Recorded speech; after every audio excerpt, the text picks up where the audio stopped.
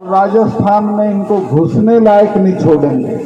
ये चुनाव की तो बात ही छोड़ दें, इनको गांव गांव घसीटा जाएगा, गांव गांव इनकी दुर्गति होगी।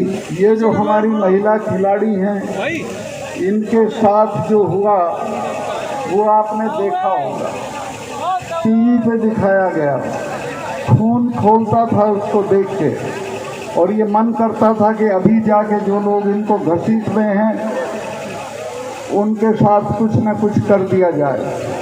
लेकिन लोकतंत्र में जिस तरीके से होता है हम उस तरीके से करेंगे। ब्रजभूषण को भी हटाएंगे और जो सरकार उसका समर्थन कर रही है उसको भी 2024 में 100% हटा देंगे। ये आप मान के चलिए। मैं तो आज की सभा के बाद सीधे जाके राजस्थान में कूद जाऊंगा। वहाँ चुनाव है, अगर ये राजस्थान में हार गए तो बीजेपी पार्टी के लोग इनको हटा देंगे और ये वहाँ हार जाएंगे। मैं पहलवान भाइयों को भी कहूँगा, अगर 1-2 दिन के लिए वहाँ आ सकेंगे तो वहाँ की जनता इनके लिए तैयार खड़ी है, इनके समर्थन के लिए तैयार खड़ी है। मेरे पास कई दिन से वहाँ से फ़ोन आ रहे हैं, एमएलए के, स्टूडेंट यूनियन के अध्यक्ष के, जयपुर यूनिवर्सिटी का जो अध्यक्ष है निर्मल, उसके के साथ हमारे यहाँ इनको लाओ और हम इनको घुमाएंगे। अब ये तो इनके ऊपर है, ये जो भी फैसला करेंगे हम इनके साथ हैं। लेकिन मैं अपनी जात से खुद से मैं जाऊंगा और राजस्थान में इनको घुसने लायक नहीं छोड़ेंगे। ये चुनाव की तो बात ही छोड़ दें, इनको गांव गांव घसीटा जाएगा, गांव गांव इनकी दुर्गति होगी और लोग इनसे अपनी बेटियों का बदला लेंगे। मैं ज़्यादा लंबा नहीं करके मैं और जो ज़रूरी चीज़ है वो आपको बताना चाहता हूँ। वो ये है कि पुलवामा का एक मामला है जो मैंने अभी 20 दिन पहले बोल दिया। उसके बाद से मेरे जो कार्यकर्ता थे उन सब के यहाँ CBI भेज दी इन्होंने। उन पे कुछ था नहीं, क्या निकलने वाला था, लेकिन वो इसलिए कि ये जो पुलवामा है इसमें हमारे 40 लड़के शहीद हुए और उनकी लाश पे खड़े होकर इन्होंने चुनाव लड़ा। मैंने जब इनका फ़ोन आया, ये शूटिंग करा रहे थे अपनी उसमें नेशनल कॉर्बेट पार्क में, और मुझे कहा प्रधानमंत्री जी ने कि सत्ताल भाई बताओ क्या हुआ। मैंने बताया कि साहब ऐसे ऐसे हुआ और हमारे 40 से ज़्यादा नौजवान मारे गए और उसमें हमारी भी गलती रही। तो इन्होंने पूछा क्या, मैं कहा उन्होंने 5 जहाज़ मांगे थे, अगर वो 5 जहाज़ मिल जाते तो इनको सड़क से नहीं चलना पड़ता।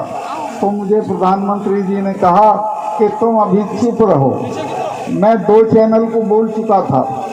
खैर उसके 25 मिनट बाद जो देश का नेशनल सिक्योरिटी एडवाइज़र है, क्या नाम है उसका, अजीत डोभाल, वो मेरा क्लास फेलो भी रहा है लॉ में, फिर उसका फ़ोन आया और उसने भी यही कहा कि मलिक साहब आप इस पर अभी मत बोलिए, चुप रहिए। मैं समझा शायद ये जांच करेंगे, आज तक उसकी जांच नहीं हुई और उसको पाकिस्तान की तरफ मोड़ के उस मुद्दे पे इन्होंने चुनाव लड़ा और जीता। मैं आपसे कहना चाहता हूं कि इस बार के चुनाव में पुलवामा याद दिला के इनको हम अपने शहीदों की आग में भस्म कर देंगे। इन्होंने जिस तरह हमारे बच्चों के साथ जाती की, मेरे से मांग लेते 5 जहाज़ में गवर्नर था 15 मिनट में दिला देता, लेकिन उन्होंने होम मिनिस्ट्री से मांगे और होम मिनिस्ट्री ने उनको जहाज़ नहीं दिए और वो सब बच्चे शहीद हो गए। दूसरे, जब ये किसानों का आंदोलन चल रहा था तो आपको याद होगा 4 महीने तक कोई बातचीत किसानों के साथ नहीं हुई। मुझसे बर्दाश्त नहीं हुआ, मैं इस्तीफ़ा अपनी जेब में रख के इनसे मिलने चला गया और मैंने जाके इनको कहा कि साहब ये 4 महीने से बैठे हैं, इनसे कोई बातचीत करके इसको किसी तरह सलटा लीजिए। तो बोले नहीं सत्ताल भाई ये चले जाएंगे। तो मुझे बहुत गुस्सा आया, मैंने कहा साहब ये ऐसे नहीं जाएंगे, तब जाएंगे जब आप चले जाओगे। आप इनमें सिखों को नहीं जानते हो, सिखों के गुरु ने अपने 4 साहबजादे कटवा दिए थे, लेकिन समझौता नहीं किया था। और ये जब ब्लू स्टार किया था मिसेस गांधी ने, उसके बाद 1 महीना मिसेस गांधी ने 1 महीने तक महामृत्युंजय का पाठ कराया था। अब नेहरू मेरे दोस्त थे, उन्होंने कहा बुआ आप तो इसमें यकीन नहीं करती थी, तो मिसेस गांधी ने कहा कि नहीं भैया तुम्हें पता नहीं है, जिसने भी इनका स्वर्ण मंदिर छुआ है वो आज जिंदा नहीं है, ये मुझे मारेंगे। और वो मारी गई, जनरल वैद्य मारे गए। तो मैं कहा साहब जिन कौमों से लड़ो उनके बारे में जान लो कि लड़ किन से रहे हो। और इनके साथ ये हमारे वाले हैं, ये तो 6 महीने लाल किले पे चढ़े रहते हैं। इन्होंने तो अकबर की कब्र खोद के उसका दाह संस्कार कर दिया था। तो ये लड़ने की चीज़ नहीं है, ये बातचीत करने की चीज़ है। लेकिन उस वक्त प्रधानमंत्री बहुत घमंड में थे। 2 महीने बाद तो माफ़ी मांग के वो कानून वापस करने पड़े। और इसी तरह मैं बता रहा हूँ इन बच्चियों का, आप इनको समर्थन देते रहिए, माफ़ी मांग के इनकी मांगे मानी जाएंगी और ये जीत के निकलेंगे। ये सरकार 24 में अगर आप नहीं हटाओगे तो आप हट जाओगे। खेती को ख़त्म कर देगी, फौज को ख़त्म कर देगी, अग्निवीर ला के फौज को तो वैसे ही ख़त्म कर दिया है। तो ये हमारे सारे रास्ते जिंदा रहने के बंद कर देगी। लेकिन अगर आपने हटा दिया तो फिर वाकई एक अच्छा वक्त इस देश में आएगा। तो मैं आपसे कहूँगा कि उस दिन आप मत भूलना, आपकी आदत है, आप इकट्ठा रहना, जात पात पे मत जाना और इकट्ठा होकर इस सरकार को हटा देना, बर्खास्त कर देना और एक तरह से परास्त कर देना। बहुत लंबा मैं हो गया। मैं अभी जब इन्होंने 4 कानून वापस लिए, माफ़ी मांग के वापस लिए थे कि हमसे गलती हो गई, लेकिन आज तक एमएसपी को कानून नहीं बनाया। बिना एमएसपी के किसानों का गुजारा नहीं है।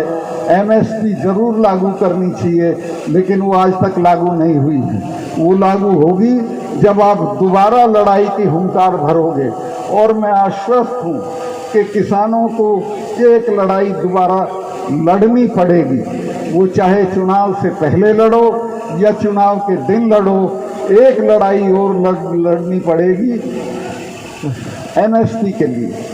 मैं बहुत लंबा हो गया, सब थके हुए हैं। मैं इतना ही कहूँगा, आखिर में चडूनी जी का धन्यवाद करता हूँ कि उन्होंने यहाँ के सभी लोगों को जोड़ के ये बहुत अच्छी मीटिंग कराई। और इसको पंचायत का नाम ज़रूर दिया, पर ये बहुत अच्छी सभा थी। और मैं आपसे ये भी कहूँगा कि जितना मैंने चडूनी जी को समझा जाना है, ये संघर्षशील आदमी है, इनके साथ आगे बढ़िए और इनको आगे बढ़ाइए। बहुत बहुत धन्यवाद। खबरों में बने रहने के लिए फोरम 4 को सब्सक्राइब करें और नोटिफिकेशन पाने के लिए बेल आइकन दबाएं।